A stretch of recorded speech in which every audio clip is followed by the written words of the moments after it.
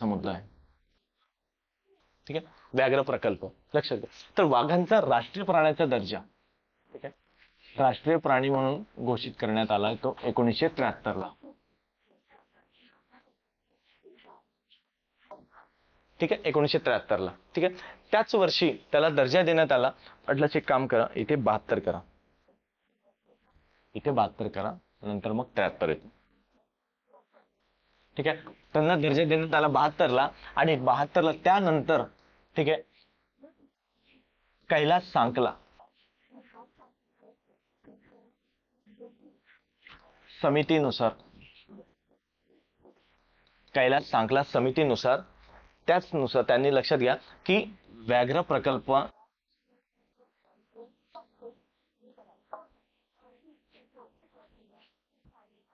व्याघ्र स्थापनेचा निर्णय,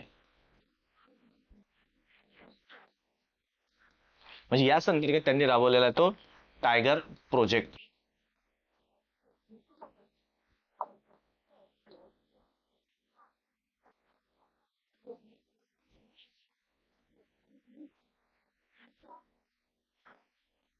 महत्वाचा आहे. ठीक आहे, टायगर प्रोजेक्ट. आणि याचमुळे, या टायगर प्रोजेक्टमुळे आज याच अंतर्गत 9 व्याघ्र प्रकल्प स्थापना झाले. ठीक आहे, भारतातील 9 व्याघ्र प्रकल्प. महत्वाचा पार्ट येतोय. ठीक आहे, 9 व्याघ्र प्रकल्पाची स्थापना करण्यात आली. ठीक आहे, त्याच 9 व्याघ्र प्रकल्पामध्ये लक्षात घ्या आता पुढे आपल्याला कोणते कोणते आहेत 9 व्याघ्र प्रकल्प, हे एक महत्वाचं आहे. त्यामधला आता एक, आणि त्यातला पहिला जर म्हटलं लक्षात घ्या, सरळ इथेच बघा. का पहिला जिम कॉर्बेट, उत्तराखंड. हे नावं लिहून ठेवा, जिम कॉर्बेट. जिम कॉर्बेट हा उत्तराखंड मध्ये आलेला आहे. ठीक आहे, त्यानंतर दुसरा येतो, पहिला जिम कॉर्बेट. ठीक आहे, दुसरा येतो त्याचमध्ये लक्षात घ्या, त्यावेळी जर विचार केला तर पलामऊ, झारखंड. पलामऊ,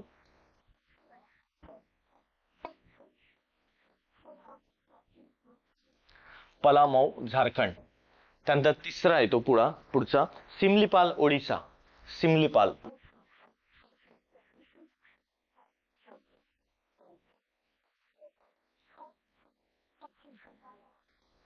सिमलीपाल ओडिशा. ठीक आहे, सिमलीपाल ओडिशा. त्यानंतर परत येतोय त्या ठिकाणी सुंदरबन, पश्चिम बंगाल. सुंदरबन, सुंदरबन पश्चिम बंगाल. ठीक आहे, 4. पाचवा बघा, त्यामध्ये पाचवा येतोय की त्यासोबत रणथंबोर, राजस्थान. रणथंबोर, राजस्थान.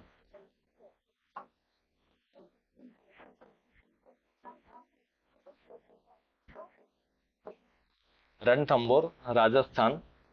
ठीक आहे, बांदीपूर, कर्नाटक.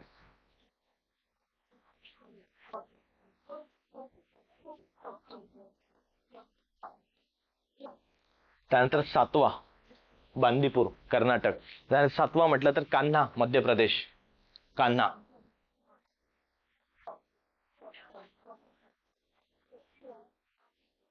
आणि 8वा, ठीक आहे, 8वा येतो तो मानस, आसाम.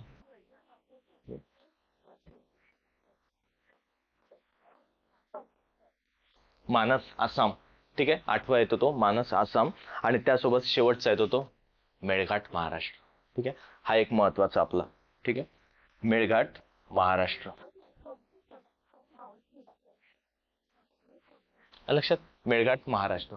अशाने पद्धतीची, ठीक आहे, अशा पद्धतीने हे 9 आलेले आहेत. ठीक आहे, 9चं योगदान आलेलं आहे, त्यासोबत लक्षात घ्या. मग आता हे 9 महाराष्ट्र 9 झाले, हे सुरुवातीला स्थापन झालेले.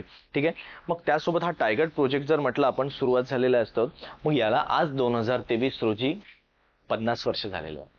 ठीक आहे, 1973 नंतर बघा, याच ठिकाणी काय म्हटलं, समितीनुसार स्थापनेचा निर्णय घेतला येतो 1973. ठीक आहे, मग याच घटनेला आज 2023 रोजी 50 वर्ष पूर्ण. म्हणून त्यासाठी 50 रुपयाचे कॉईन काढण्यात आलेले आहे. पण ते 50 रुपयाचे कॉईन ते चलनामध्ये नसणार आहे, त्यांच्या स्मृतीप्रित्यर्थ देतो पुढे. ठीक आहे, हाच एक लक्षात घ्या पुढे. ठीक आहे,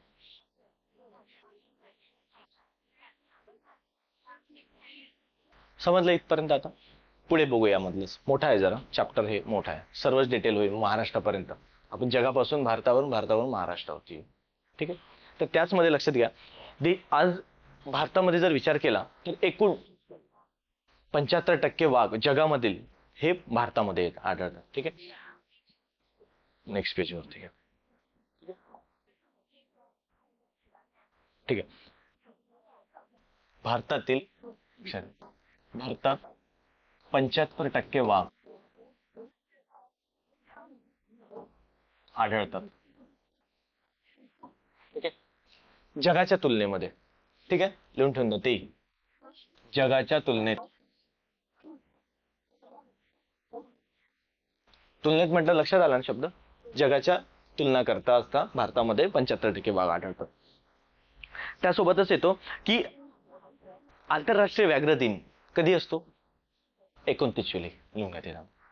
एक आंतरराष्ट्रीय व्याघ्र दिन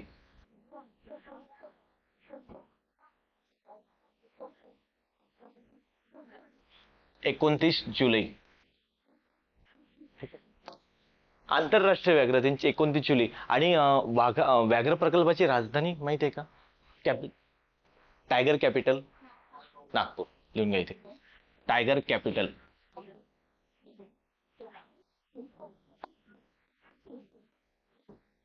टायगर कॅपिटल हे नागपूर म्हटलं गेलेलं आहे. कारण जर विचार केला ना भारतामध्ये, तर नागपूर हा असा जर सेंटर पॉईंट पकडला आपण, समजा आता महाराष्ट्राचा नकाशा जरी विचार केला, हे नागपूर या ठिकाणी आलेलं विदर्भामध्ये, बरोबर आहे. तर नागपूरच्या बाजूला जरी म्हटलं ना, महाराष्ट्रामध्ये तर 6 प्रकल्प आलेले आहेत. ठीक आहे, पण त्यापैकी नागपूर प्रशासकीय विभागामध्ये किती प्रकल्प येत आहे?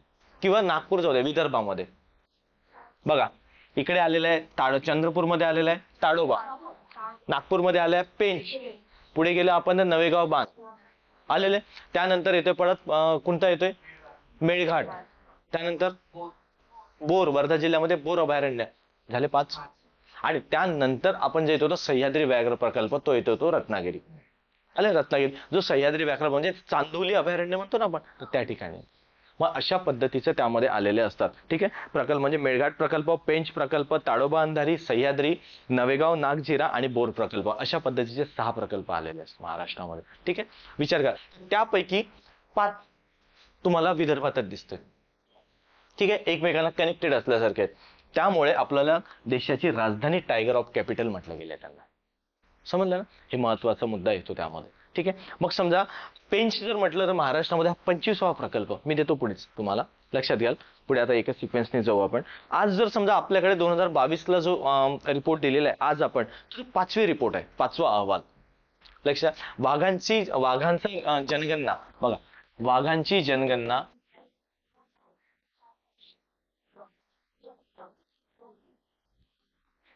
वाघांची गणना ही 4 वर्षांनी होते.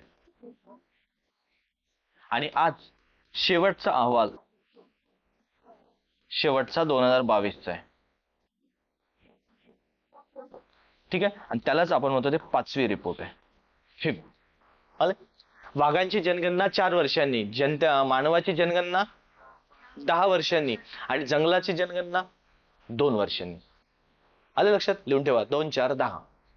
आलं लक्षात, वाघांची जनगणना 4 वर्षांनी, म्हणून तिथे 14 18 22 रिपोर्ट. आता पुढे जर आपल्याकडे रिपोर्ट यायचा झाला तर कधी येईल तो? मग 26 मध्ये नाही, 26 नंतर येईल. कारण की 26 पर्यंत 4 वर्षात जनगणना होईल, तेव्हा आपल्याकडे 27ला वगैरे रिपोर्ट येईल. म्हणजे आज आपल्यापर्यंत आहे ते 22. समजलं, हे महत्वाचं लक्षात घ्या.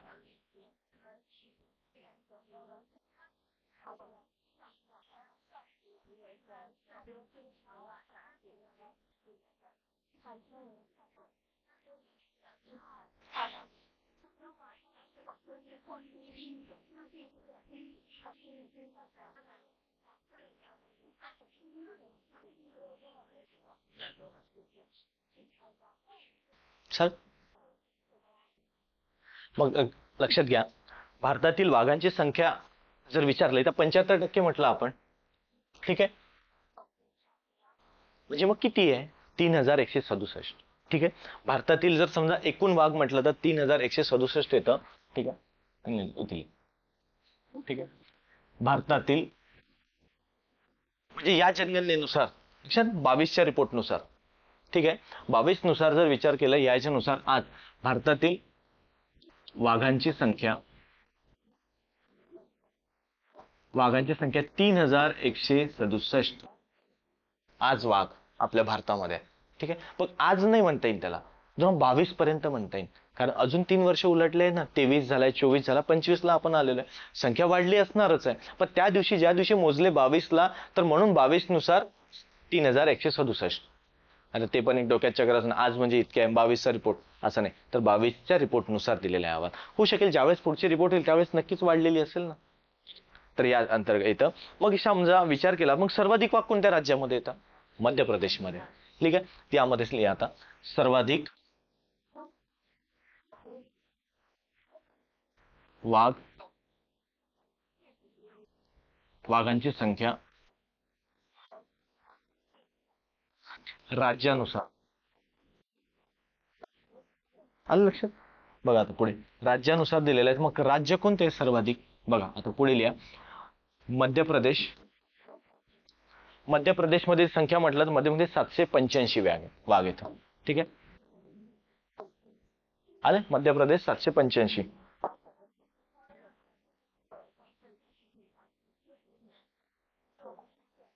इकडे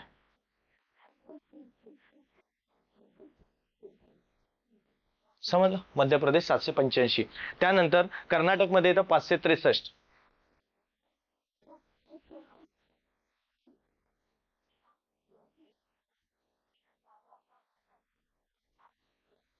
आलं, मध्य प्रदेश 785, कर्नाटक 563, आणि त्यानंतर येतं उत्तराखंड 560. बघा मी क्रमाने देतोय. ठीक आहे, उत्तराखंड 560, आणि महाराष्ट्रामध्ये 444. 444 महाराष्ट्रामध्ये 444. साधं सोपं लक्षात राहा. आलं, 444 वाघांची संख्या येतात महाराष्ट्रामध्ये. ठीक आहे, मग हे झालं महाराष्ट्रामध्ये. ठीक आहे, मग बघा हे जे अभयारण्य आलेल्या व्याघ्र प्रकल्प, मग प्रत्येक व्याघ्र प्रकल्पाची संख्या जरी विचार केला आपण, समजलं ना, तर मग असे व्याघ्र प्रकल्प भारतामधील कोणत्या व्याघ्र प्रकल्पामध्ये किती वाघांची संख्या आहे, किंवा कोणत्या व्याघ्र प्रकल्पामध्ये सर्वाधिक वाघांची संख्या आहे. ठीक आहे, हे तर झालं राज्यानुसार. ठीक आहे, तर त्याबद्दल ते लिहून द्या. लिहून देऊ आता, ते लिहून घ्या. त्यामध्ये ताडोबा येतं 97. ठीक आहे, भारतामधील ताडोबांची संख्या सुद्धा येतो 97. ठीक आहे, लिहा आता, व्याघ्र प्रकल्पानुसार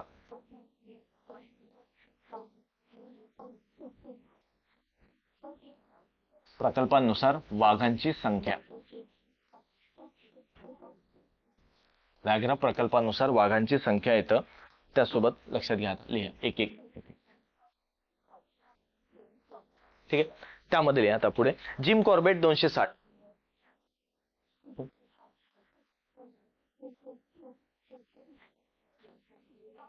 जिम कॉर्बेट 260 वाघ लिहा. 260 काय, हे वाघ आहे. ठीक आहे, त्यानंतर पुढे येतं बांदीपूर 150. मी क्रमाने देतोय तुम्हाला. बांदीपूर आता माहिती आहे तुम्हाला कुठे आहे ते, बरोबर. बांदीपूर 150, त्यानंतर नगरहोल 141.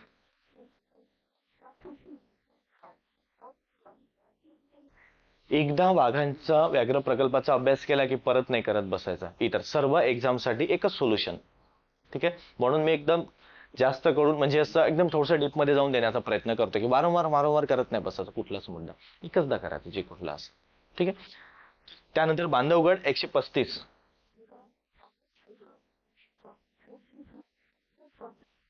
ठीक आहे, बांधवगड 135. त्यासोबत दुधवा, इथे सुद्धा 135. इथेच लिहून घ्या, दुधवा म्हणजे क्रमाने येतो. आलं लक्षात, दोघांची संख्या सारखी आहे, बांधवगड दुधवा. त्यासोबत येतं कान्हा 105. नाही, हा कान्हा 105. कान्हा 105 आणि त्यानंतर काझीरंगा 104.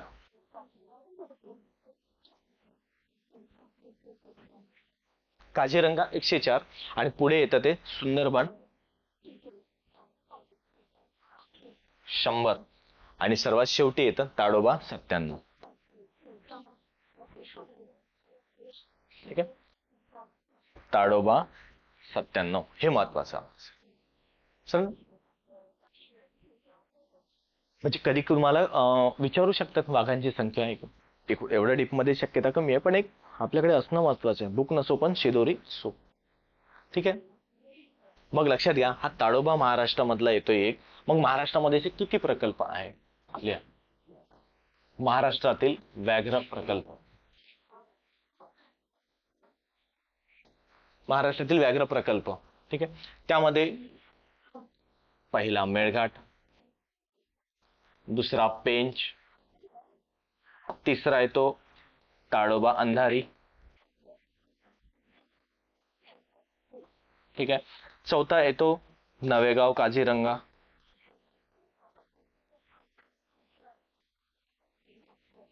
ठीक आहे, नवेगाव काझीरंगा येतं, काझीरंगा सॉरी नागझिरा, काझीरंगा, ठीक आहे, नागझिरा, नवेगाव नागझिरा आणि पाचवा येतोय तो कोणता आहे, बोर प्रकल्प, बोर, आणि सहावा येतोय तो सह्याद्री व्याघ्र प्रकल्प.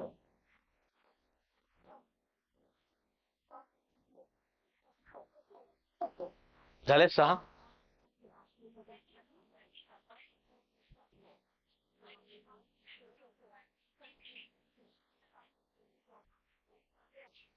आता येतो आपण 53 पासून येऊ. आता ते खरं, कारण आधीपासून ते आता व्याघ्र प्रकल्पापर्यंत येऊ ना आपण. आज नव्याने किती आहे आता.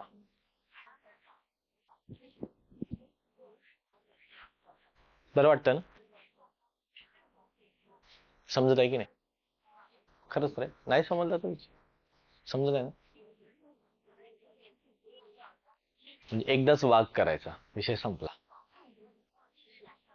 73 पासून ते आजपर्यंत, आणि 50 वर्ष पूर्ण झाले आहे ना मागच्या वर्षी, त्याच्यामुळे प्रश्न येण्याची दाट शक्यता आहे. ठीक आहे, त्याच्याविषयी टायगर कॉइन पण काढलेला आहे. त्या टायगर कॉइनचं प्रकाशन पण केलेलं आहे. ठीक आहे, आणि ते प्रकाशन प्रकाशित झालेलं आहे पंतप्रधान नरेंद्र मोदी यांच्या हस्ते त्यांनी केलेलं आहे. मग त्यामध्ये असणारे घटक पण विचारू शकतात.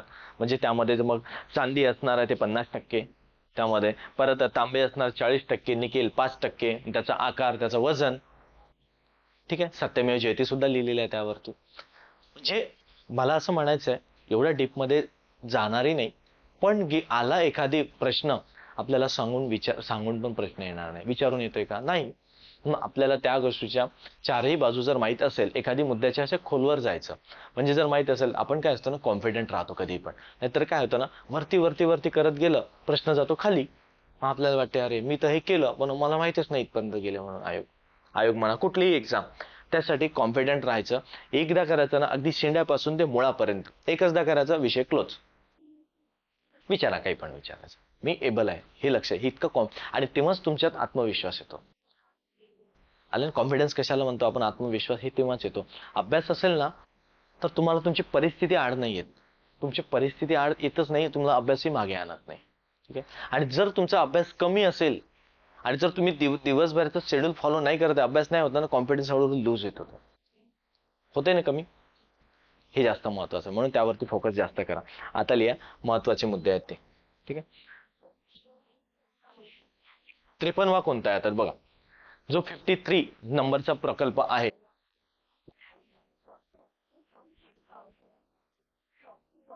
53rd जो आलेला आहे 53वा प्रकल्प, तो राणीपूर व्याघ्र प्रकल्प.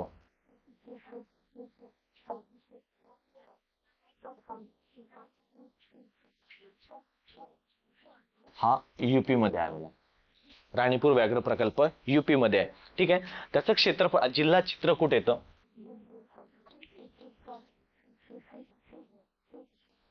जिल्हा चित्रकूट, आणि जर क्षेत्रफळ म्हटलं आपण, क्षेत्रफळ येतं 530 चौरस किलोमीटर.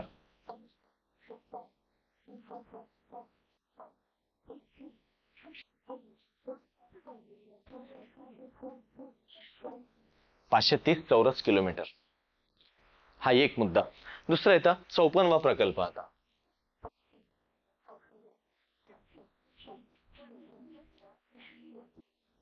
54वा प्रकल्प येतो त्यामध्ये वीरांगणा दुर्गावती व्याघ्र प्रकल्प. वीरांगणा दुर्गावती.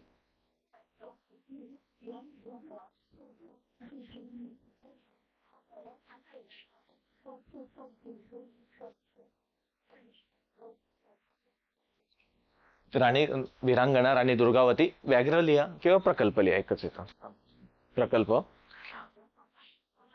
ठीक आहे, तो येतो मध्य प्रदेशमध्ये.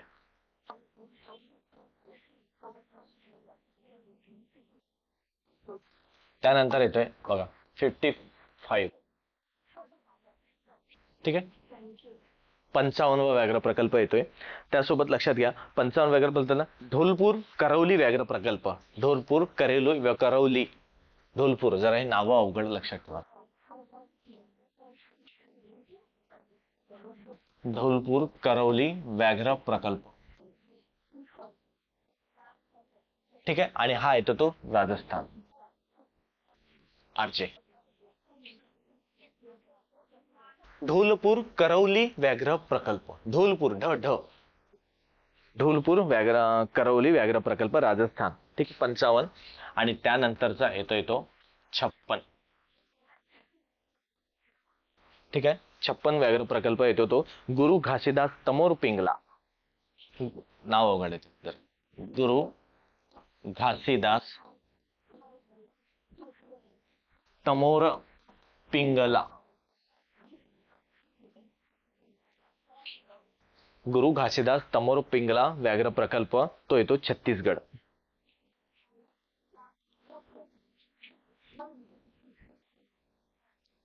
ठीक आहे, आणि त्याचं क्षेत्रफळ जर म्हटलं आपण तर 28-29 आहे.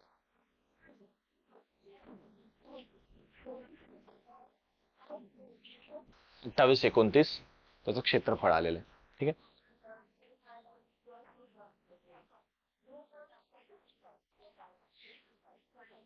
समजलं. पुढे लक्षात घ्या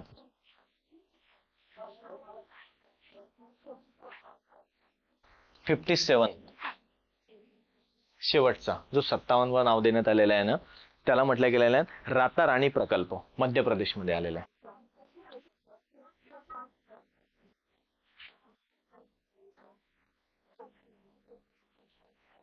राता राणी प्रकल्प मध्य प्रदेशमध्ये आहे, आणि हा त्या मध्य प्रदेशमधील 8वा प्रकल्प आहे. हे पण कधी विचारलं जातं. ठीक आहे, मग हा प्रकल्प येतोय मध्य प्रदेश मधील. ठीक आहे, लिहा या राज्यातील 8वा प्रकल्प.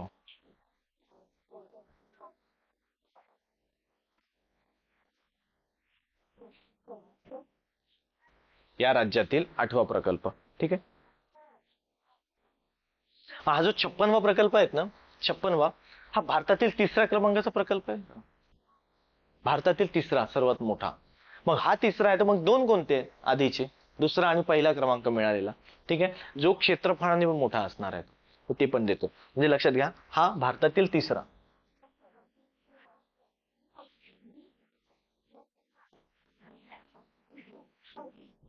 भारतातील 3रा प्रकल्प आलं.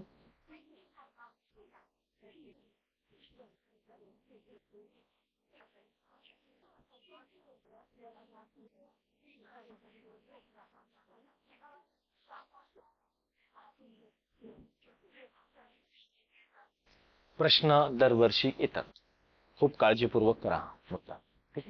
प्रत्येकच एक्झामला.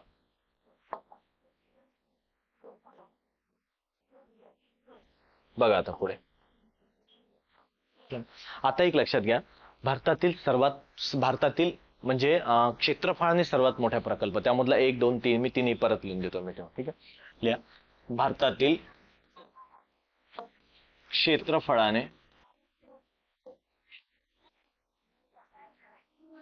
मोठे प्रकल्प.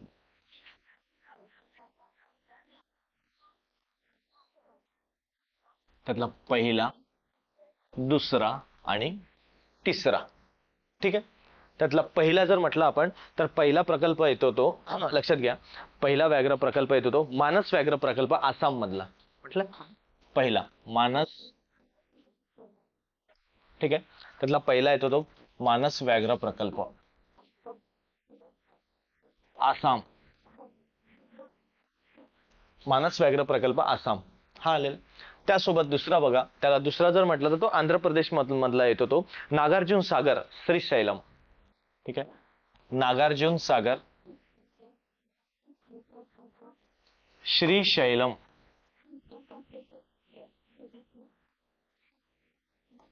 आंध्र प्रदेश. आणि तिसरा जो आपण नव्याने म्हटलेला आताच गुरु घासीदास तमोर पिंगळा. ठीक आहे, लिहून टाका, डबल नाव झालं तरी काय, गुरु घासीदास तमोर पिंगळा.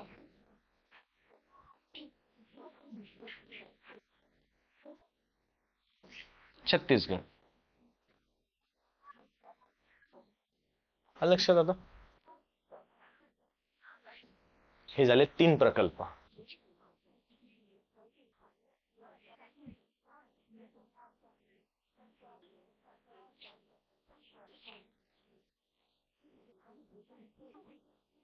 पूर्ण वागच.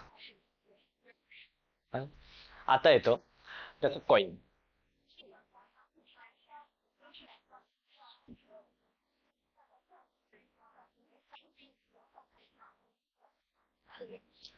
बघा 1973 ला वाघाचा दर्जा मिळाला त्यांना, राष्ट्रीय प्राणी म्हणजे स्थापना झाली. ठीक आहे, ते 2025 2023, ठीक आहे, ह्या वर्षात जर विचार केला यांना इथे 50 वर्ष पूर्ण झाल्यात.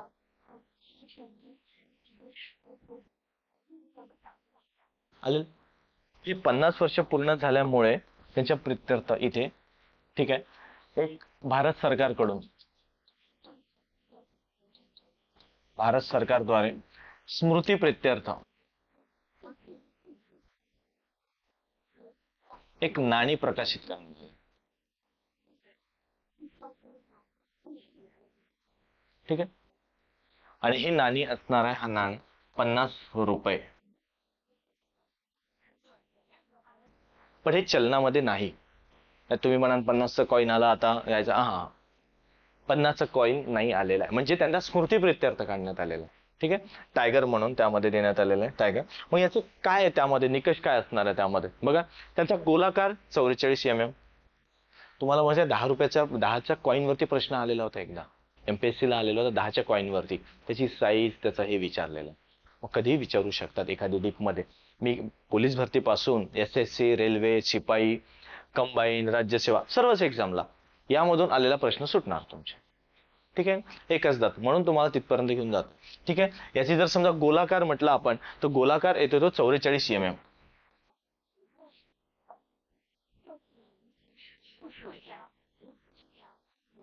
आणि 44 mm गोलाकार. ठीक आहे, हा एक मुद्दा होता. दुसरा येतो त्यामध्ये चांदी किती असणार, मग चांदी 50%. चांदीचा वापर 50% करण्यात आलेला आहे. त्यासोबत तांब्याचा 40%.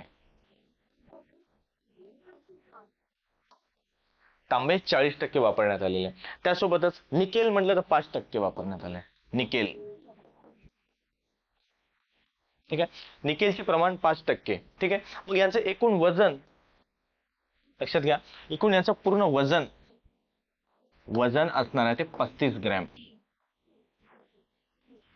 ठीक आहे, त्या कॉईनचं वजन असणार आहे ते 35 ग्रॅम. आणि त्या कॉईन वरती सत्यमेव जयते असं कोरलेलं आहे.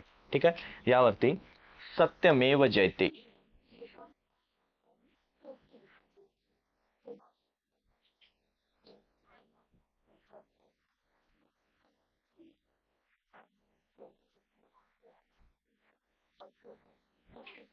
सत्यमेव जयते कोरलेले आहे यावरती. ठीक आहे, आणि हे या नाण्याचं प्रकाशन, ठीक आहे, प्रकाशन पंतप्रधान नरेंद्र मोदी यांच्याकडून करण्यात आलेलं आहे.